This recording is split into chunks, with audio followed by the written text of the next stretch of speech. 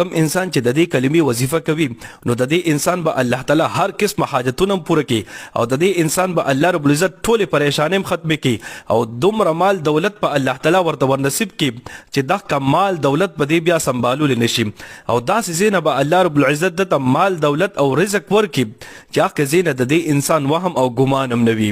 زموږ عزتمندو بالکل اسان ترینه کلمه ده، اسانه وظیفه ده. ټول ترتیب زه تاسو ته په دې ویډیو کې وایم، دا کلمه زه تاسو ته په سکرین باندې لیکم نو د دې نظر له سکرین شاټ واخلئ او د دې وظیفې چې کوم ترتیب دی په دې ترتیب سره تاسو دا وظیفه کوئ نو دا درې واړه فائدې به الله رب العزت تاسو ته در نصیب کړي. هر قسمه حاجت به هم الله تعالی تاسو پوره کړي، هر قسمه پریشانی به هم الله تعالی تاسو ختم کړي او دومره مال دولت به الله تعالی تاسو ته در نصیب کړي